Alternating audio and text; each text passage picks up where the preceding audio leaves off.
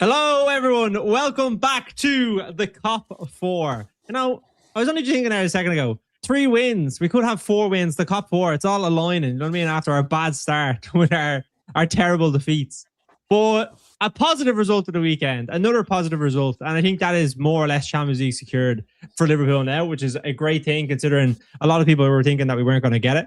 But there's a lot of talk about some positives from the Crystal Palace game. I think, obviously, Isak scoring, Robertson scoring. There was a lot of good displays from some of the players that maybe haven't been as good so far this season. And I'm sure we'll dig into a little bit about that as well. Robertson, could he potentially be staying? Does anyone want him to stay? I think that's a question mark that is being thrown up now because he has played well the last couple of games. And yeah, we're going to be looking ahead to a lot more as well. So make sure you drop a like, subscribe to the channel if you are new. We're on 499 subscribers. 499. So just who's going to be that one? Who's going to be that one just to get us over to 500? But yeah, come on in. Let us know your thoughts as well. But boys, how are we? Feeling good, man. Good. 3 in a row, like you say. You have to take the positives, don't you? We'll obviously be coming on to, maybe not in today's show, but could it be 4 in a row this weekend with a very big game coming up? But we'll talk about that on Thursday. But obviously the main game, Crystal Palace. And a team that have beaten us 3 times this year. They beat us in the Carabao Cup, they beat us in the Community Shield, and they beat us in the Premier League as well. A lot of bad memories this season from Crystal Palace, but we finally got a good one. We finally got them over. And we'll talk. I said we might as well start with the start of the game, but like the first 30 minutes, I thought we were a little bit cagey. I don't know what you were thinking, but like, how did you think the start of the game? Obviously, the expectations going into it is that Liverpool had to win, but how were you feeling in the kind of the first half of the game, maybe before the first goal? I don't think it was the fastest of starts, but I think that's expected with slot football. I was just in the waiting room before Brian said that it was a typical slot performance, and I think that's true. I think the goal kind of covered up things. The 2 goals back to back, like we were conceding chances. And Woodman had to obviously save us a couple times. But yeah, I think the first goal changed pretty much everything. And then Robertson obviously gets the second soon after. And then we kind of tail off in the second half, something we've seen so often this season. It feels like there's always a massive drop off, doesn't there? Like the game that sticks out to me the most is that Merseyside derby in September, where we just looked absolutely incredible in the first half, and then we drop off massively in the second half, and Everton nearly get back into the game completely. And it's the same thing again with Palace, that in the second half they just start to get more on the ball. They start to try make things happen. And to be honest, I don't think they had anything major going on for them. But then obviously you have the freak accident that happens with Woodman, and then Munoz puts the ball in the net. And they're basically nearly in the game. And we're probably sitting there thinking this is Champions League on the line. And now, thankfully, after sealing the win, 3-1, I think we finally have Champions League. So I was absolutely buzzing with that. How are you feeling, Liam? It was the same, like Brian says. Like I remember the Atletico one as well. That was like the exact same, wasn't it? We looked so good in that first 10, probably first half hour. Isak and Verts were combining really well, but then after that, it's like every single game, and a lot of it was the same last season as well. I think it's just like I feel like Slot's whole style is about like energy consumption, something like that. I don't know if that's the correct word, but just saving managing the energy consumption. Yeah, like saving our energy for the next game. But we always just seem to be, and a big one for me is like I go back to the 1-0 when we were 1-0 up against Spurs and we made it 1-1. Like everyone knew they're just going to get back into the game. Chelsea was another big one for me. Like you can just tell when Liverpool are going to concede late at the end of the game, and obviously it didn't happen this time. I don't think Palace actually had a lot of XG in the game, didn't they? I saw after it they got like 2.5, and we had below 1 actually, which is obviously a concern. I didn't feel too threatened at any point though. I would say it was quite a comfortable win. I thought there were good individual performances, but as like a team performance, I'm not sure it was too convincing. But like I say, it was probably a comfortable enough one, wasn't it? What did you make of the Munoz goal? All the controversy around that. I've got my own opinions on it, but I'd love to hear what you 3 think. I didn't mind it, mate. I don't know what you boys think. I think if any of our players were there in that position, you'd want him to score 100%. I think it's more on the ref not stopping the game rather than Munoz putting the ball in the back of the net while play's still going on. Yeah, I kind of agree. I was actually more looking at Woodman. Like, as soon as that happened, I was like, oh, he's definitely like, I don't know, done something really bad I to his thought it was knee. bad. But he was absolutely fine. And then he's just got off. I was like, okay, I don't know about that one. I think it, Why like, did you know, no one- ever jarred your knee, like where you like almost straighten it all out, like it's really sore. It's almost like it's not painful in a sense, but it's like it's just like a jolt, and it does kind of like mess with you a little bit. It's hard to know considering like we didn't actually get a diagnosis of what actually happened in that, like in the post match or anything. Yeah. But yeah, I don't know. I think it comes from like, say, a lot of time this season, players play acting, staying down when they shouldn't be, and like you're in it, like. I think a lot of that maybe played into Rest's mind where he's just going to let it go. And he kind of got up and then got back down. So then in that case, it's just like, if the ball goes into the net, like the referee ruling that out would have been very harsh. I know it would have been going bad if it had been the other way around. But yeah, exactly. And go on, Brian. I was just going to say, and I'm sure we're going to touch on it, but my main thing, I actually think you were going to make that point, Liam, is why did nobody get onto the line to stop the ball from going in the net? And like the two centre halves were excellent, but like that's the one lapse of concentration where you just go like, surely someone gets on the line. You can when your keeper's down and just do something. I don't know. Yeah, that's exactly what I was going to say. Kanate and Van Dijk just sort of stood there, didn't they? I think everyone expected the game to stop, but you've got to play to the whistle. Play to the whistle. Kanate and Van Dijk, a few brain farts they've had this year. Don't do the right thing at the right time. But no, I like Brian. You kind of touched on it there. I think Palace, they did like, I did feel like they were threatening. I thought they had a little bit more of the ball. We didn't look too dangerous on the other end as well. I think we were kind of edging our way into the game. I thought Salah was probably our most effective player going forward. But I think, Max, you said it. Like the goal changes everything because it just gives you the confidence and a little bit more stability. You're not kind of worrying about if you're going to concede. And obviously Isak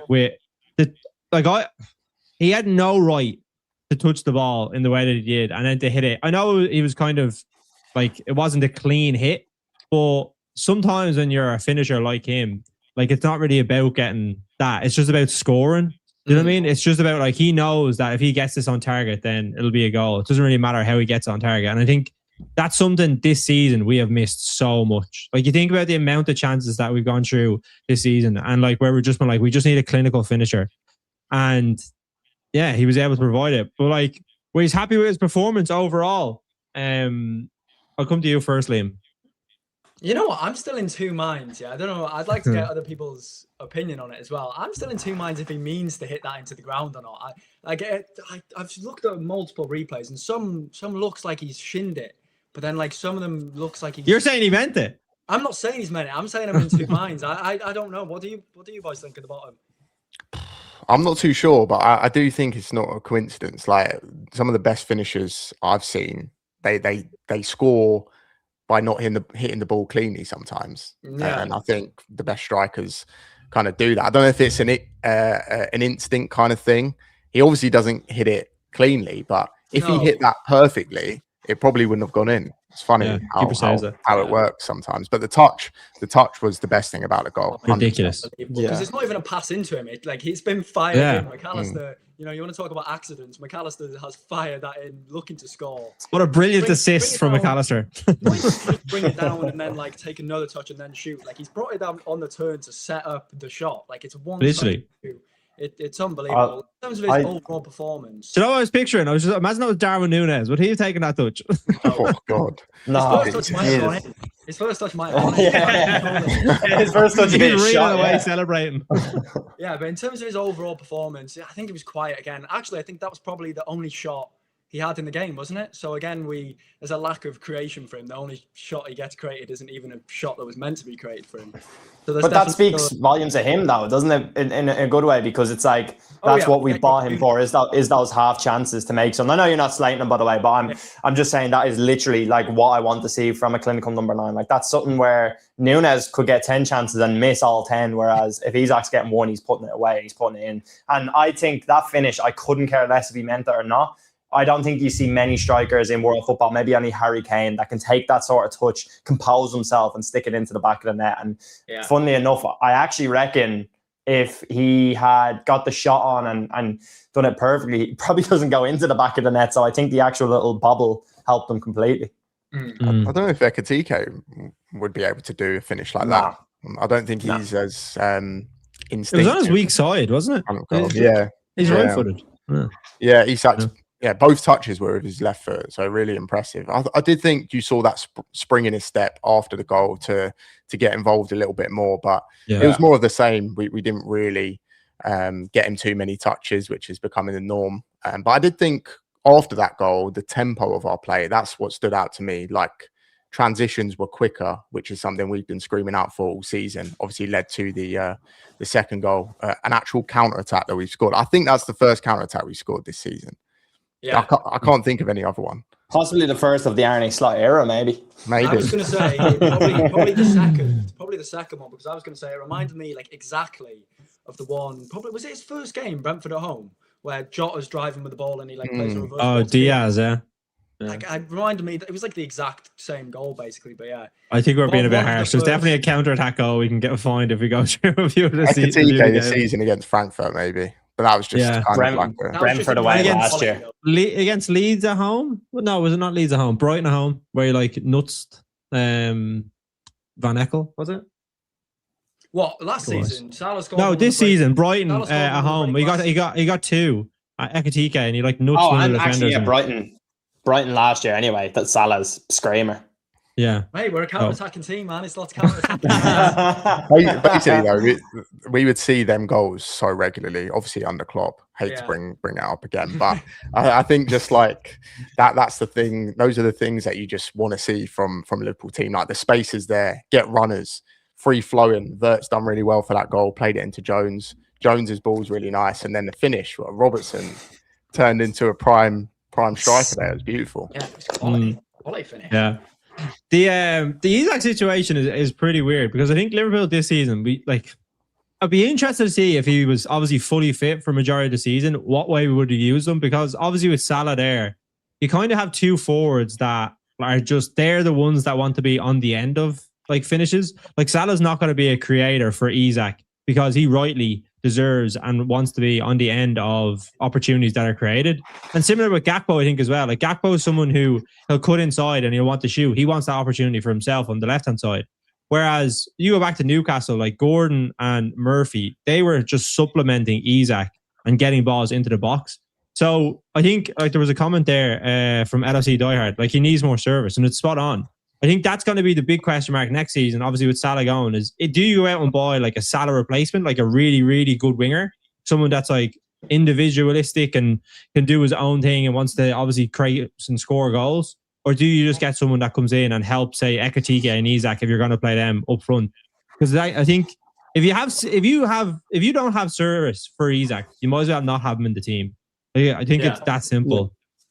So yeah, I think it probably goes hand in hand though. Like having, I don't think you need like a Jacob Murphy, for example. I just think you do need wingers that can beat their man consistently down the line. We haven't seen it at all from Gakpo or Salah. I do agree that even with Gakpo, like all three of them probably want to be on the end of chances. Obviously, Salah last season showed he's got that playmaking ability, but you still back him. You want him on the end of the shots, really, don't you? Finishing the play. So yeah, I think we get one. I've said it so many times on these lives. These 1v1 wingers, we need Diamande. You know what? I've come around to the idea a lot more. I mentioned it on a Cop 4 live a couple of weeks ago. I really like Savinho. You know, he doesn't have the end product, but in terms of he will consistently get to the byline, and you know that's probably all you need. Just put a ball in the box. It doesn't have to be that accurate. Just as long as we can actually get up there consistently, I think you can then allow other players to create. You know, you can pass it back. Szoboszlai could put a ball in. Things like that. I think we just need to focus on getting in the final third consistently, because I don't think we've done that enough. You know what though? Like my favorite thing about this whole Isak situation is it doesn't sound great when you say it out loud, but that's 3 goals in 13 games in the Premier League. Obviously, not all of them are starts, and it doesn't sound great on paper, but a lot of the goals are all very similar. The way he takes them, his runs and everything like that. So you know he's going to be a success. Like it's not like when we had the likes of Balotelli and couldn't hit a barn door, for example. Like you have a player who's clearly always looking to get into the right position, always looking to do the right things. He's just been very unlucky, obviously, with his injury, lack of service. So I do think he's going to explode next season. I think he's going to be absolutely incredible. And I feel so confident in saying that. Like when we talk about, the player you're most excited to see, I think a lot of people say Florian Wirtz. Mine is going to be Isak next season. I think he's going to be the top scorer in the Premier League. That's my early shout. He scored 4 goals for us overall, hasn't he? He scored 3 in the league and then Southampton one. But when you actually run through all of them, they're all just really good finishers. And if we can get him in that position, those positions much more, then I think you're right. He does need a good end to this season, and then I know he's going to the World Cup, but we need to see him integrated like pre-season. He needs to stay fit for this whole time. And then, by next season, I think the weekend has just got us excited to see him potentially for a full year, because it's basically a guaranteed 20 plus goals in the league for me. And that's hard to come by. That's what you kind of talk about. Go on. No, go on. Oh, thank you very much. You talk about Brian saying that 3 goals in 13 games, or whatever, like not all of them starts. He's got 4 goals, but like that is genuinely positive, because he is about 40% fit. This is nowhere near the Isak. I mean, so I don't even think we're seeing like half of his ability. You look at Newcastle, I know they were probably a bit more of a transition team, but like his ability in overall play, I know he's not actually getting the ball right now. But do you remember that assist that he got at Goodison Park a few years ago? It always does. Oh, yeah. But like, he's actually capable of doing these things. Same for Sweden as well. There's so many clips going around of him, like just carrying the ball, because he's the main man for them. He can actually do everything. He's a striker that will do pretty much everything. Someone just called me. Oh no, I thought someone called me Leon. Leon shredded. He's talking about you. Yeah. But yeah, no, I think it's very exciting next season. Even if, like, I'm not saying you got to hope that he has a fit World Cup, stays fit throughout that, and then good preseason, and then hopefully 100% fit at the start next season. Hopefully so. I have a question, 2 questions, right? So with Isak, right, I did a video and I was talking about he's a different type of striker that we've probably seen with Nunes, Firmino, players that maybe were a little bit more, I would say, heavily involved in the game and probably had a better work rate. Then I was like, maybe am I being wrong in thinking that like he didn't or wasn't as aggressive in a press as before? Then I looked at some of the numbers. He was like, he did 0.7 or 0.6. He won the, what was it? 0.6. He won the ball back in the final third for 90 minutes. And Nunes and Firmino in their time at Liverpool was 0.7. And in terms of like, I think in terms of runs behind the defense, only Salah was ahead of him in Liverpool. So like, do you think that he could fit into a team where he could be that kind of frontman presser, or is that something that like it doesn't suit his game? And then the other question was around Ekitike, like where does he come into all of this? Because that is the big question. 4-4-2. Newcastle obviously thought they were getting it, but like, does Ekitike play on the left? Do they play as a 2? Like, how do they work together? What do you think of that? I think to go on to the Isak one really quick, because I'm not too sure on the Ekitike and playing together, but I'll touch on it in a sec. But with Isak, I feel like as a striker, I definitely think he can do that press. I think obviously we've seen it, and I definitely think he can be the first man press. But I think Isak, at least for me, and I don't know what you boys think, is the sort of striker I have been like crying for Liverpool to sign since Luis Suarez left. The sort of player that will come in and just be an absolute bags man. He'll get the ball, he'll do magical things. You think of his assist for Newcastle against Everton, and all these sort of things. So whether or not he can be that first man press, I actually don't care. I don't know if that's an unpopular opinion. I just want him to score goals, and that just be the only thing that matters. Whereas with Firmino, it was always nice to have him link the play and do all these different things. In terms of Ekitike and Isak, I definitely think they can play in a 2, but what I've noticed, at least this season, and maybe I'm just going to put that down to the fact that Isak's not fully fit, is when Isak and Ekitike play together, Ekitike shines so much more and actually looks like a much better player overall, whereas Isak seems like just a ghost in the entire game. And obviously we're seeing that now with him, so maybe you can put that down to lack of service, and obviously he's not fully fit. I don't think I'd like to see Ekitike off the left, even though a lot of people have said it. I would like to see Ekitike up top. I would like to see them play together. And maybe like Florian Wirtz in behind, which is potentially the idea that Salah has long term, which is why maybe you're seeing the likes of Salah go and we didn't sign a left winger. But I don't really know, because I just can't imagine a Liverpool team not having pacey wingers that will get to the byline and try to get the ball into the box, or a winger that's so heavily involved in the game. But yeah, I know you said last week, Brian, that with Ekitike being injured, it kind of removes having to sort that out, and that's like a weirdly nice thing about the situation. So hopefully in the summer we just build a system around creating chances for Isak. Don't forget, he did play, like you say, that Newcastle team was very aggressive in the press, probably one of the best pressing teams in the league. So he must have done quite a lot of work for them, and he can always improve and develop. I think of a player like Ousmane Dembele. A few years ago, do you think he could press like he does now? No chance. So it's down to the manager to try and coach that into him. And I think he's got the ability, but his main assets are obviously his finishing and just being a goal scorer. Liam, what do you think? Do you think they could play together, or do you think that be better off playing Ekatike maybe on the left, or like substituting them where you kind of rotate, which you've done a lot this season because of injuries? Yeah, no, I think they definitely can play with each other. I'm not sure how you get all three of them two Amverts in the same team, though. I think that's where you start picking up problems. Obviously, the easy scenario is just playing that diamond, but with the amount of links we are having to wingers, Gordon, but there was Barcola links last summer, wasn't there? Diamande. Yes, Salah obviously is very particular on wingers as well. Like you said, a Feyenoord when he came in, like you wanted direct wingers that could get to the byline. Yeah, that's what I mean. So I think if they were to play together, I would just like to see Ekatike playing off of Isak, which I think they have when they have played together. That probably adds to Brian's point about Isak being more of that like ghost, because I think he's the one that will be happy to pin the defenders, and then like Ekatike can just sort of play in the hole behind him and be more active in the game. But yeah, I'm not sure if he's in the hole behind Isak, then where's Wirtz is the question. You know what I mean? I think our long-term plan is that 4-2-3-1. So I'm not sure I don't know how you get all three in the same team, to be honest. Do you think they could play like Ekatike and Isak as a like in that 4-2-3-1, but Ekatike as the 10 and then Isak up front, and then you have your pacey wingers? I know like Wirtz might be the one that moves out to the left, and then you want to do it that way. But I don't want Wirtz on the left. I think the only way it would work is maybe like in a big game, if you go with that 4-2-2-2 system, you have Szoboszlai right 10. It would just require us having no wingers again. It would just probably be a narrow formation getting them both in.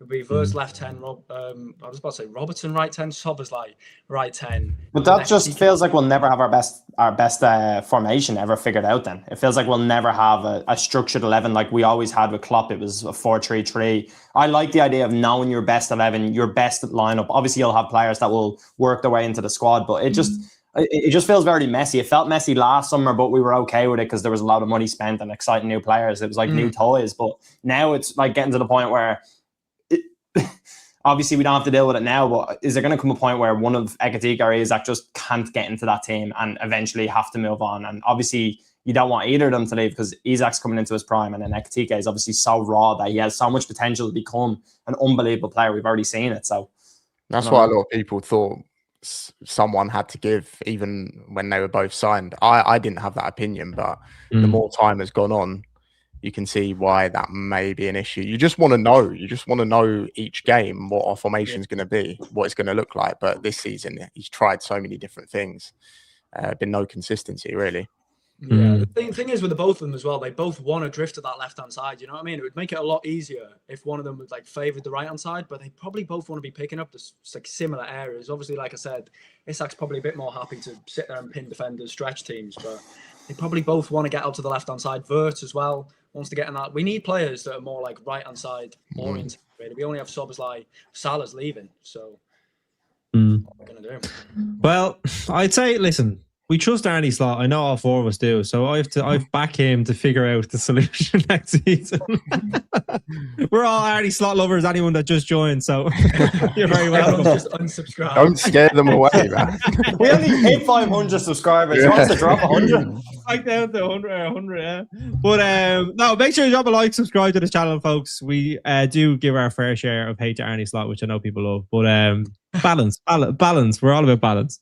But I suppose, listen, I think that's something for the future. Robertson, someone who this season I've seen a stat that Kirkes has played 75% of the games for Liverpool. Do you think that's low? Because when I was looking at that, and I was like, for me, like a Kirkes coming in, he's obviously coming in from Bournemouth into a team that obviously we're expected to go on and win the league, and he did have a very, very difficult start. And do you think Robertson, especially earlier in the season, should have been getting more game time? Like he should have been maybe kind of 50-50 or 60-40, or should Kirkes was the right move to maybe help with his development next season? Like, where are you at with that? And based on how he's performing right now, and with Liverpool's left back situation, Tsimikas coming back into the team next season, surely Robertson is still like the right choice ahead of Tsimikas to stay. Yeah, what are you thinking about that? Yeah, I Floor's yours, Liam. No, go on, Matt. Gosh, all fine. I think it should have been 60-40 in the first half of the season towards Robertson, and then flip that in the second half. That would have been the ideal thing for me. So I think 75% is a bit too high overall. But it's just a bit weird how he's gone with Robertson for these past 2 weeks. I know nothing to play for. Yeah, I don't know. It's just like it should have been flipped. Like he should have done this at the start of the season. But Robertson's been playing really well, especially in the past couple of weeks against Everton and on the weekend. I would rather him our backup left back than Tsimikas next season. I'm not looking forward to watching him play. He'll be sold, I think. Do you think? So we'll get a backup left back probably. Yeah, I 100%. I like. There's not a chance Tsimikas can be our backup left back next season. I know he was. To be fair, he was our backup when we won the title, but I think he's woeful. The thing is, like, you just know he is a backup left back, so they might just cop out and keep him. That could easily happen. And he does have some quality, like from set pieces and crosses. He's actually probably one of the few people who could get decent service into Isak crosses. But yeah, he shouldn't be at the club for me. And I've said before, I think we're going to regret not offering Robertson that new contract, to be honest.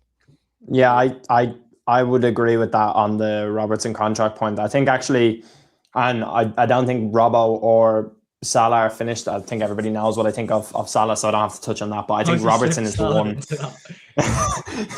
No, because what I'm going to say makes sense. But I think Robertson is the one that, if Liverpool are looking at it as a club, should be desperate to keep him. I think he has another two, if not 3 years left at the top level. 2 years potentially playing a chunk of games, like Max said, 60-40 and then 40-60.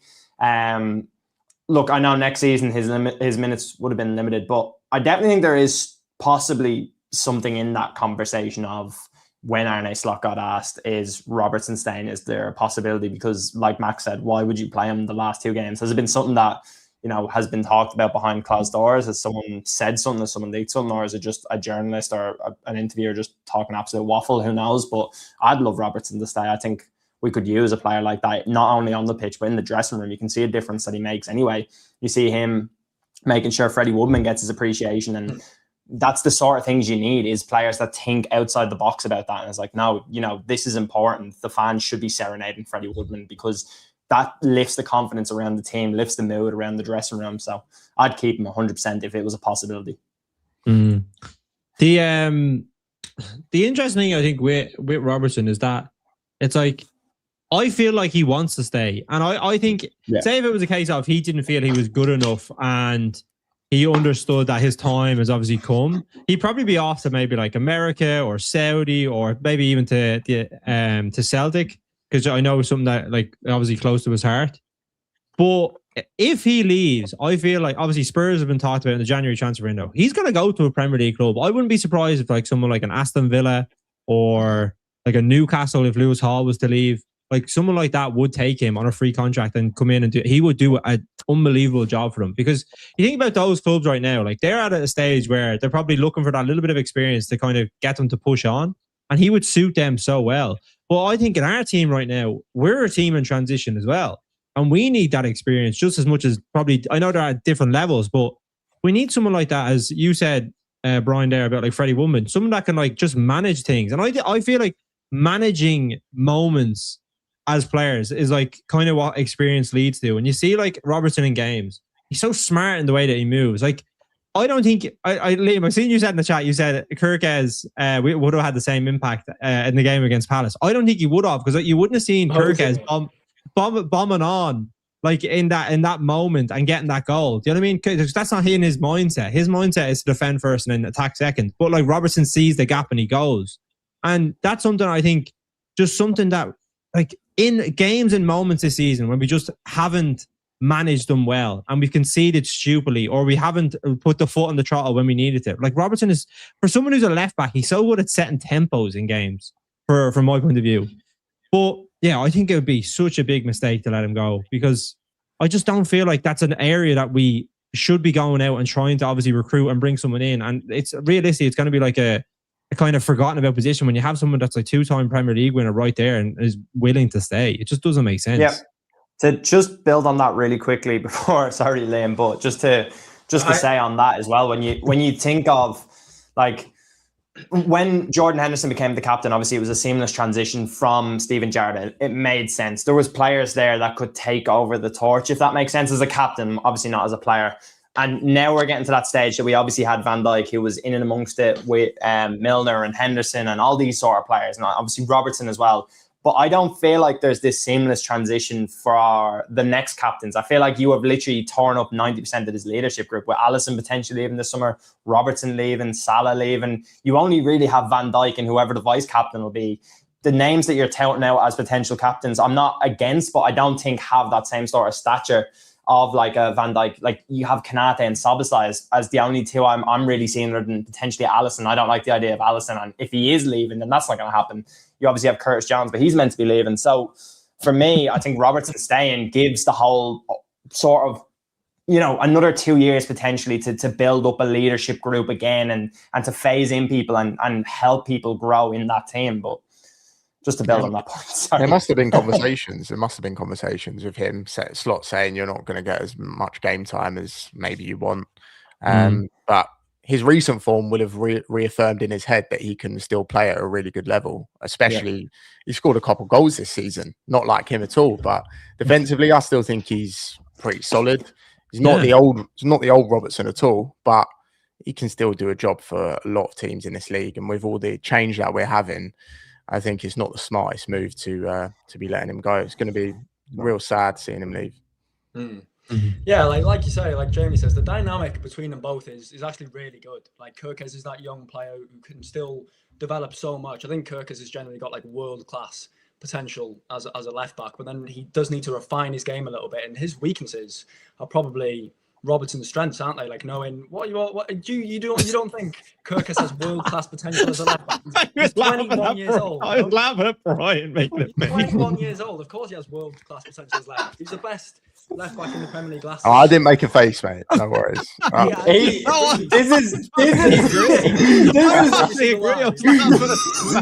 These two every single time that hate on Kirkes. No.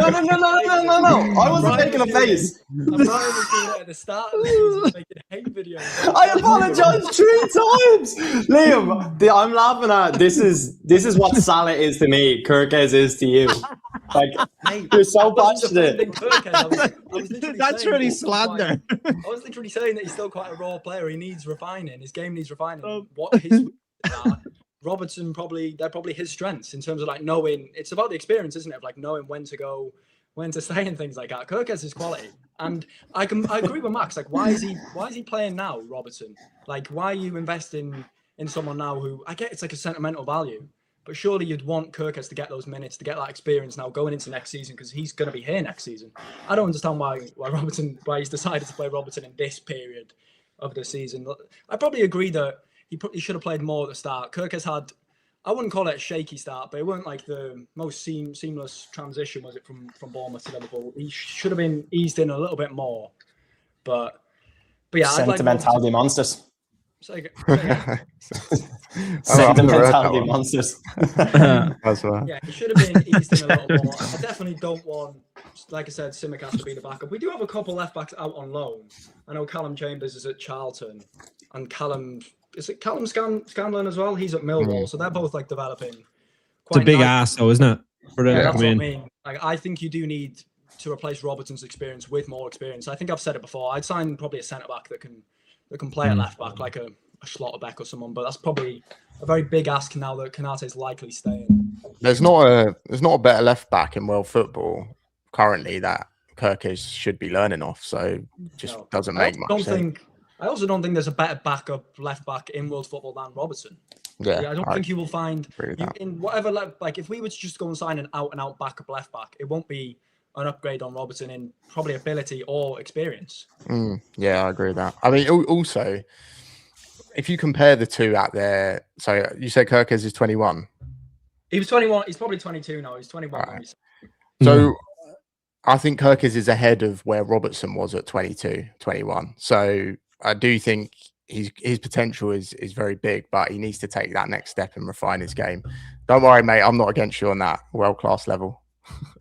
I agree with that guy, because I think with the way that the game seems to be going, like a lot of teams, you see it with Nico O'Reilly and stuff, and I don't think obviously Kirkes doesn't have that amount of technical ability, but if you look at how Slot was using Kirkes at the start of the season, it was with like those underlapping runs rather than overlapping. So he clearly views him as someone who can play inside the pitch, but again, he does need to be a bit more comfortable on the ball, but that will come with experience, won't it? It's a bit like, I think this comes back to probably the transfer philosophy that we kind of adopted last season, which is very unlike Liverpool. Like Kirkes last season was a really good fullback at bombing on down the wing. He wasn't someone that like inverted, and then he comes into a Liverpool team where he's being asked to invert. He's being asked to play as a third centre back at the start of the season. They kind of moved away from that as things moved on. But like, it's like if you have one of the best left backs, and I agree with you, Liam. Like when he first came in, I was like, he was one of the best left backs in the Premier League last year. And he has a lot of ability. I think it's just the experience that he's lacking. But why bring him in and then ask him to do stuff that's not his strengths? You know what I mean? You're just straight away, you're just hampering him. I think the reason you see Robertson come in and be a little bit more adaptable because he knows how to play in that role. He knows how to stay out wide because he has the experience of doing it. But when you have a fullback that comes in and he's just coming to a big club for a lot of money and the expectations are on him to hit the ground running, and he has to come up against, like, say, wingers every week and defend against them in different ways, because the expectation isn't just to defend, it's to be a part of an attacking team as well. They're very different to Bournemouth. But like, why get him to come in and then play in a role that just doesn't suit all of his strengths? And I think that's why he did struggle at the start of the season. Well, I'll tell you exactly what happened. Giovanni Van Bronckhorst came in and we still don't know what he does. He might be leaving. Isn't he, mate? He might be leaving. He might be leaving. We might be Giovanni Van freed. Bronckhorst mentioned. That was like, if he's going to do anything, surely you'd think that he'd improve Kirkes like straight from the start. You know what I mean? With him being a left back. It's fair, actually. With him being a left back, like surely if you've got one job, it's to tell the left back how to actually perform at the start of the season. You know what I mean? That should have been a seamless transition for him as well. But who knows? Hopefully he's gone in the summer, and our man Johnny comes back and saves us. Van Bronckhorst very fond of a absolute wonder goal. And we've seen another wonder goal this weekend from the man, the myth, the legend. Yeah, look at that transition. Smooth. Florian Wirtz. A lot has been... I think Florian Wirtz is probably the most divisive Liverpool player right now. Because you see so much after the game. And obviously, other fans are going to have their opinion on him, saying that he's crap. And they see that he didn't score or get an assist, and then they'll be like, he's crap, he's not impacting the game. And I think that's what a lot of people, they don't actually watch matches, and then they'll just say what they think of a performance. But with Wirtz, it's like, I think we have talked a lot about him on the Cop 4 and kind of some of his performances. But like, how did you feel? I'll ask you first, because I didn't see any of your videos about him directly. But like, how did you think he performed other than the goal? Because the goal was, we can all agree, was unbelievable. But how did you think he performed overall? Other than the goal, I thought it was more of the same. Still some really nice, neat touches, especially for the Robertson goal. Like I said, I think he turned really nicely. It's becoming a bit of his signature turn where he just swivels and kind of sets someone free on his right foot. So he done well in that aspect. But then I think when Isak come off, he kind of moved centrally as like the false nine, so to speak, and kind of struggled with, the whole team was struggling at that point.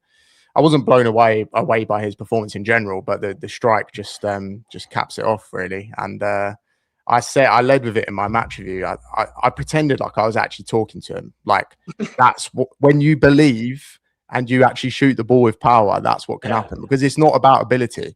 When someone can shoot a ball that cleanly, it's not about ability. It's just saying, fuck it, let's strike it. And that's look what can happen. Hopefully that will teach him to do it much more often now. How many players can hit a ball like that? Like, do you know what I mean? Like that cleanly. I was thinking more De Bruyne.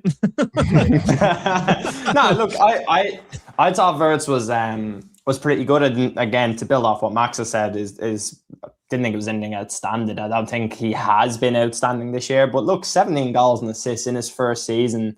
I think a lot of us would have taken that Well, actually, I'll take that back. I don't think a lot of people would have taken that considering the price tag. But if you actually just look at a player, 22 years of age, German, international, coming into your team, has to adapt to the Premier League. A lot of players have to do that.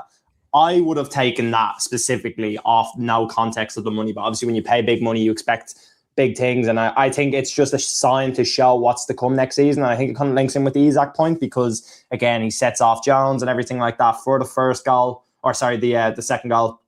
I thought he was good. I thought it shows a brighter future ahead in terms of both Isak and Wirtz, but specifically Wirtz overall in the game again. Brighter days ahead. Brighter future where Andy Slot is what I'm hearing. I think it can be a turning point for Wirtz, that goal. Don't know what you.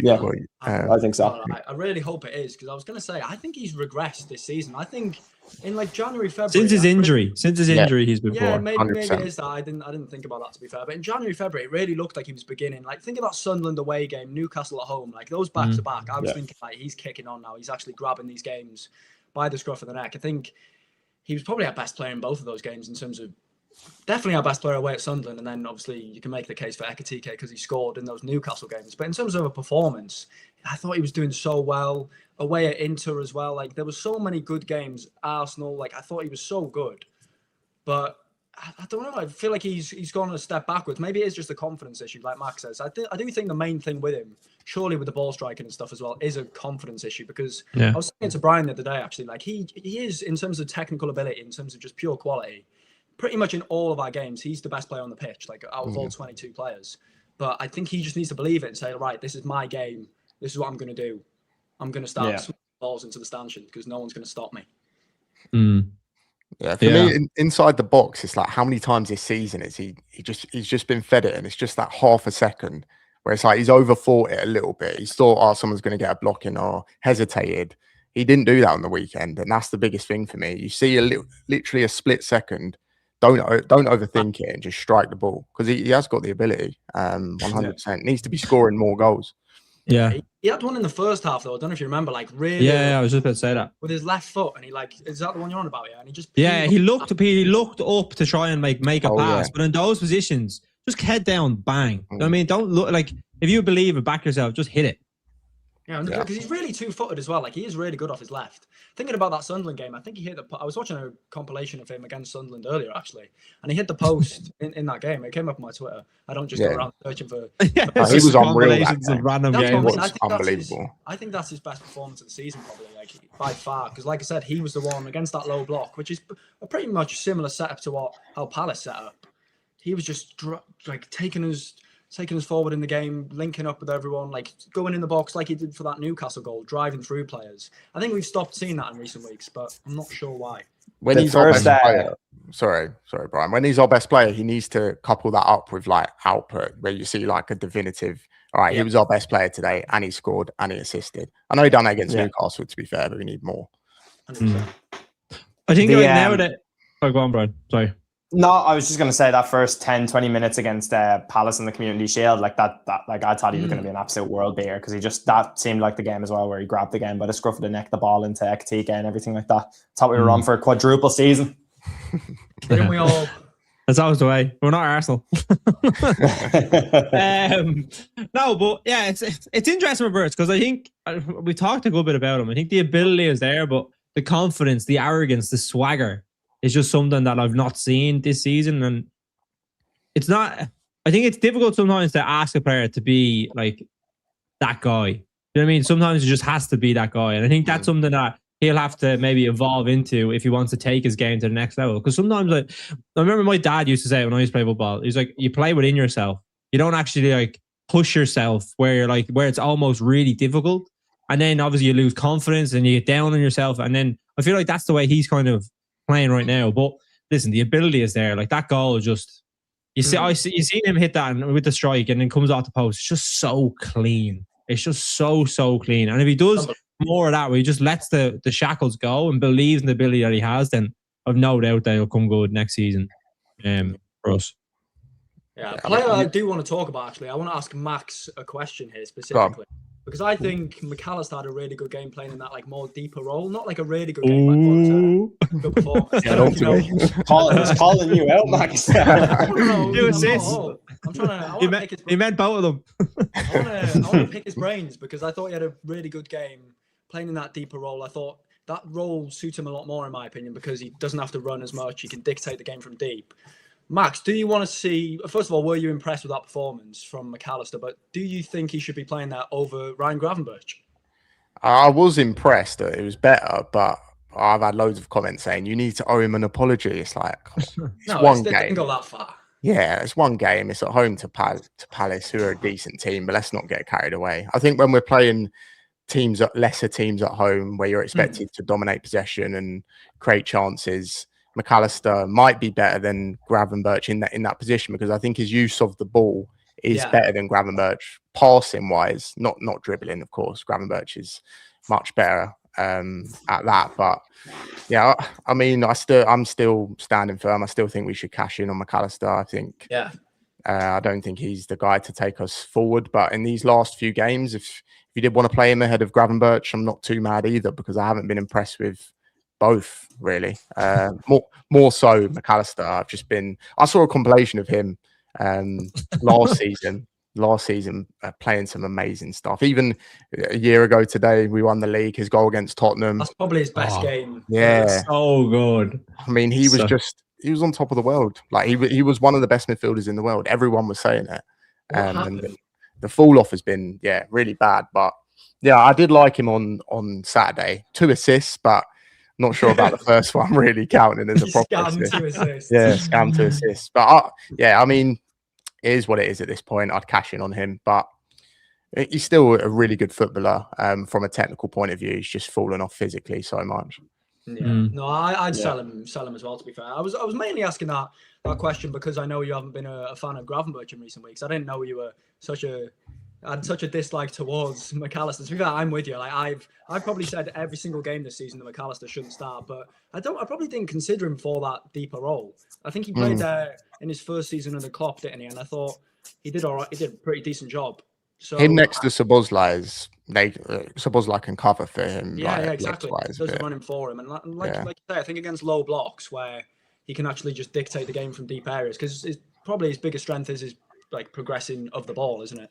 Yeah. Between now and the end of the season, I think that's probably his role. I don't want to see him in the 8 still. I was surprised that he started the game on Saturday, by the way. Yeah. I thought Gravenberch should have started, but he did play pretty well, McAllister. There's a question there. Shannon says, is Shannon? Yeah, Shannon. Maka 24-25 is better than Szoboszlai 25-26. Both are unreal though. No, I agree. I'd agree with it too. I think McAllister was hands down our best player last season. A lot of people had Gravenberch over McAllister last season. Hands down our best player last season? Or you just said midfield? You need to rephrase that. Yeah. Clip it. Yeah, look at him jumping in for his boy. But, he's our best midfielder last season, by some margin in my opinion. I think Gravenberch started well, but throughout the season, McAllister. Prime McAllister, I'll tell the grandkids about that, honestly. No, Szoboszlai has carried us this year, though. I think... Has he, or has everyone just been really... We have been really poor, but surely players get extra points for the fact that they have to literally stand up and be counted for in these big games. And I think Szoboszlai has done that, from his free kicks to his performances. You think of we were talking about Inter Milan a couple of minutes ago, but Szoboszlai literally stands up, scores the penalty, was immense in that whole game. Szoboszlai has been immense in a lot of games this season. I think maybe he's had a slight drop off the last month or two, but no, I think Szoboszlai over McAllister. What do you think, Jamie? This is a good debate, and I was actually only thinking about this because Premier League Player of the Season. So not about when you talk, I understand your point, Brian, when you say if a player is overperforming in a struggling team, that they should deserve credit. But I think taking your team to titles deserves more credit, because that's the most difficult thing to do. So say with this season, you have Bruno Fernandes, Declan Rice. If Declan Rice gets Arsenal over the line to a Premier League, I think he deserves Premier League Player of the Season. Whereas Bruno Fernandes is playing in a team that I think, they're third now, but they're still crap. And even if he gets the most assists, he had a purple patch of 4 months. He was poor for the first kind of 4 or 5 months of the season when he was playing in the wrong position. And then you look at someone like Haaland, who's been unbelievable for the first half of the season, it's kind of dipped a little bit, but he's on course to get like 50 goal contributions and could win the domestic treble with Man City. Like, and people don't talk about him as Premier League player of the season. I think winning trophies and being a mainstay and an integral part of a team makes you better in that sense. So I probably would edge it to McAllister last season than I would Szoboszlai, because it's easy to be a star in a shit team, but it's very difficult to be standout in a team that is performing really well. I think the best version of McAllister is a better footballer than Szoboszlai. Just 100%. Technical stuff like football IQ. I think McAllister is incredible when he can actually move his body. That is. But we're also talking about like Szoboszlai last year was really good as well. Then, like as in, I wouldn't say he was far off McAllister in terms of midfielder last year, but that's not even like a dig or anything at McAllister. I love McAllister, by the way. I was actually, if anything, defending him for a lot of this season, especially knowing that he'd obviously come back from injury with Argentina. But I don't think like, again, I hear your point, Jamie. It does definitely sway my mind a little bit, but I still think Szoboszlai has been better this season than McAllister last season. But I don't think there's much in it in terms of, you know. Oh, it's a debate, absolutely. Like Szoboszlai has been brilliant. Yeah, it's a debate, but does Szoboszlai have? This is probably quite controversial to be fair, but does Szoboszlai have much to his game aside from long shots and running? I just got to write down that for a clip, won't I? Like, you're gonna get some he covers ground a lot, and like that's why he's been so influential this season. Because I'm going to finish my point.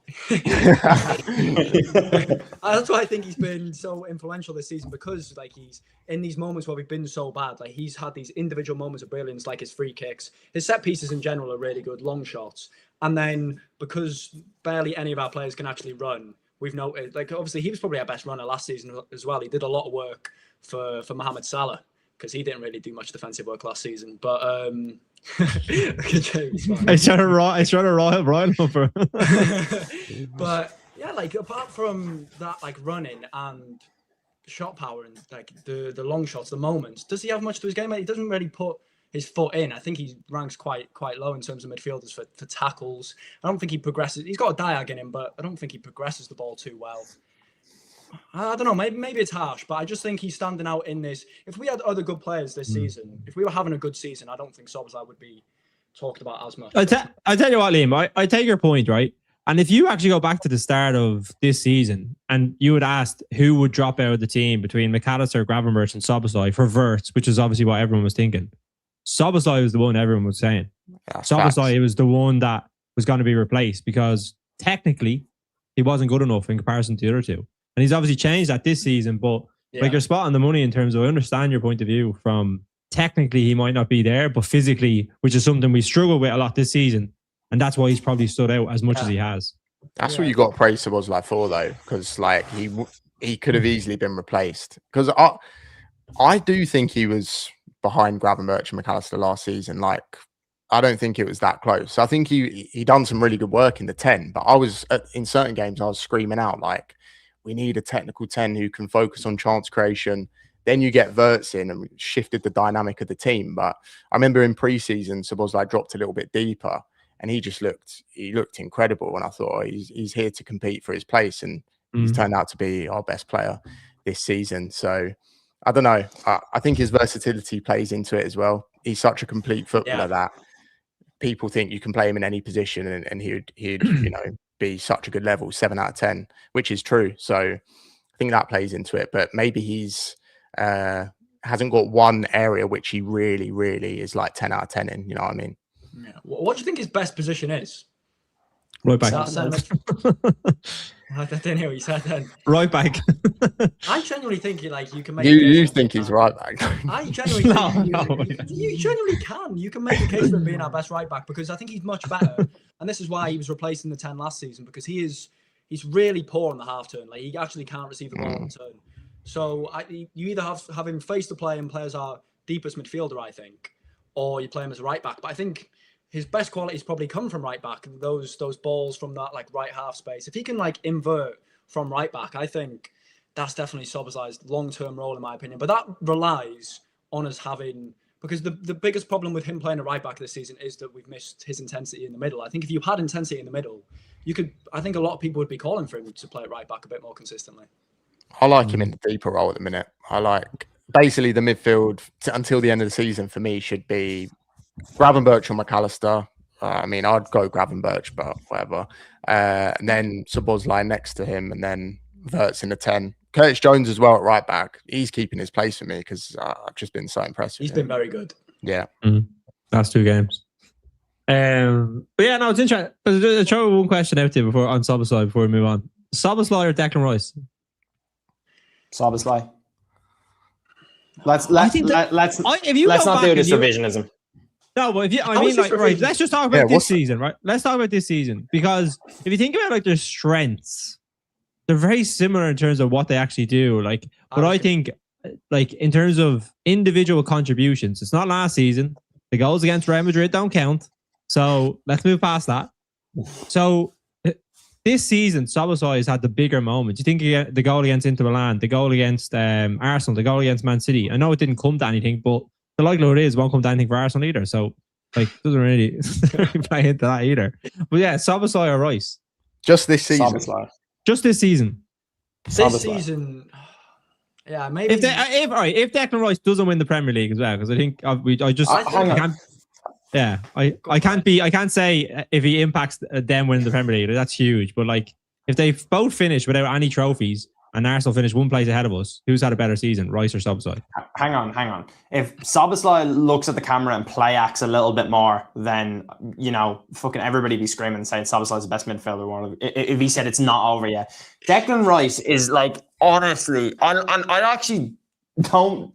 I dislike him because of what he's done to Ireland. But aside from that, as an actual player, I don't mind him. But he is an over... No. He is so overly, like, put on a pedestal. Like, he's not had anything close to the season Jordan Henderson had in 1920. I'm sorry. He'll never touch that level. As a footballer, he's a better footballer, but he just can't compete to the heights of, like, world-class players. He's a great player, but he's not like the way people make him out and the way people want to spin this narrative that he is the best midfielder in the league. I'm sorry. I would have Bruno's had a better season than him. Like, I just, again, different players, by the way, but I'm just saying. I don't think Rice has been that good recently. I think he had a purple patch in the season where he was really good. But yeah, Szoboszlai's had more moments and it can probably provide more going forward. But I can't lie, I'm a big fan of Rice. I like his just consistency, just that work that he gets through, stopping transitions. I think we would love to have a player like that in our midfield. That's what I was going to say. Like, if you put Declan Rice in this Liverpool team, he instantly improves us so much. Like, because we're after that athletic sort of midfielder, that running power as well. Like you say, Jamie, they've got very similar strengths: running power, athleticism, set piece ability. I think Rice, I really like when Rice like picks up the ball in like that like left channel. And there's so many times where, and I think this is a point of him probably being a technically better football player than Szoboszlai, because like when he's picked up the ball in the left channel, I've watched it so many times this season, and like he drives into that half space and he'll just whip a ball around, even on his weaker side. Yeah, I do really like Rice, and he's versatile as well. You talk about Szoboszlai.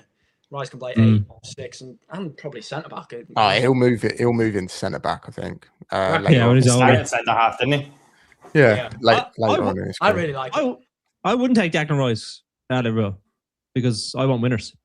He's not better than Jordan Henderson. I'm sorry, lads, but he's not. But if he wins the Premier League, I think they are in the same level. You know what I mean? Like, Jordan Henderson was an integral part to Liverpool win the Premier League. If Rice gets Arsenal over the line, which is what he was brought in to do, then he won't get them over the line. He'll cry in front of the camera last day of the season when Man City are lifting that Premier League trophy. It's not over yet. To quote Declan Rice, not over yet. I know we're probably going away from the top 4 here to more the top. The top 4. I think Arsenal are going to win the title. No, I don't think so. I think City have got it. Yeah, mentally, I think they needed to win convincingly against Newcastle, and they didn't do it. That performance was Wissa honestly could have produced something generational. But awful. But actually, lads, if you don't mind, I would love to go into the next segment. I actually have a really good segue into it if we're all done and dusted with this. Go on. Are you ready? So we spent a lot of time talking about last season. We spent a lot of time talking about, Szoboszlai this season, McAllister last season. And it just came to my mind that today is the 27th of April. 1 year ago today, Liverpool were Premier League champions officially, the 20th league title. I thought about where I was, and I wanted to know where each and every single one of you were, and how you were feeling, and what you were thinking about, and how much you miss this day last year. I think I was probably in the best place anybody would want to be. I was in the Cup. Yeah, I was one of the very few people, a very small percentage of people that have watched Liverpool win a Premier League title in the Cup. It was genuinely like, you just can't even describe it. That day, potentially Arne Slot's delivered the best day of my life. Like genuinely, like not even just in football, just in terms of the euphoria I felt that day. Like just because I didn't even have a ticket beforehand. I got sorted on the morning of the game. I got a phone call at like 9 o'clock waking me up. I woke up to a phone call and I thought, oh my goodness, I've actually got a ticket. Straight over to Liverpool. Nice, man. Drinking all day outside the SO, outside of Anfield, and then just the whole. It's definitely one of the best days Anfield will see for a very long time, in my opinion. The atmosphere, I've never seen anything like it. And even when Solanke got that opening goal, like no one gave a shit. Like we all knew. Everyone. I don't think the players gave a fuck either. You know what I mean? Like we knew we were gonna absolutely steamroll them. Yeah, it was perfect. Everything about it was perfect that day. Literally from the weather to Salah getting his goal to, I don't know. Was that the game where McAllister? That caused a earthquake, didn't it? Yeah. It was on the Richter scale.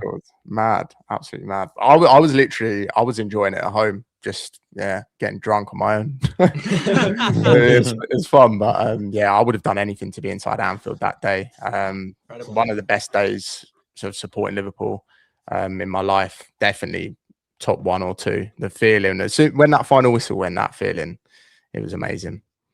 Mine was a little bit different because I was actually in Madrid. I wasn't at home, and I didn't think Liverpool were going to win the league so early. So I was like, God, there's allowed me loads of time from then until the end of the season. So I was up doing a half marathon in Madrid with my girlfriend. It was her first one. So it was like baking out. It was so nice. We obviously did the half marathon in the morning, and then we went out to an Irish pub, and there's just the town was hopping. Like the amount of Liverpool fans in that bar that day was just crazy. And like Liverpool, they obviously have a big following in England and Ireland, but like around the globe, maybe like Australia, especially English speaking countries, it'd be a lot bigger. But like the amount of people I've lived in Madrid before. I've never seen that many Liverpool fans congregated for a match. It was crazy. And we won, celebrated. My legs were in bits, was skipping down the road still. And it was it was actually, I remember the day after the whole European grid went down. Do you remember that? Like there was a blackout the trains like stopped in like Paris, Madrid, and it was just like complete darkness. So the next day I was sleeping on a couch in a hotel, and obviously Liverpool won the league, and it took like fucking 48 hours to get home. Nice, man. Oh mate, that's amazing. So I was in Australia. I literally chose to be the furthest possible distance away from Liverpool in the league for whatever reason possible. I literally couldn't have picked a worse year to decide to uplift my life and move to a different part of the world, but however. So I woke up, I think it was, am I right in saying it was the 4:30 game, yeah? It was Sunday. Yeah. So that would have been 1:30 in the morning. I had to get to a pub to watch it. So we went to this place, and it was like called the Star Casino, and I kind of thought there'd be like 10 or 20 people. Man United played just before us actually against Bournemouth. We were watching that for a little bit, and then next minute, like hundreds of people are in this one massive room, and I'm like, holy shit, when did all these people show up? It actually turned out that was the Liverpool Supporters Club place for the Gold Coast, which is like this very small part of Australia, which I just didn't expect so many Liverpool fans. But yeah, the celebrations were mad. I got a massive amount of FOMO. I was very emotional seeing us win the league, but I definitely got a lot of FOMO not being at home, not being either in Anfield, not being in Liverpool, not being near my family. So that definitely took from me. But me and my missus enjoyed it. And to chat to so many people that it clearly meant so much to just really open my eyes to like a lot of things to do with football. But I actually got sacked from my job then 5 hours later. So that was fun. I can't.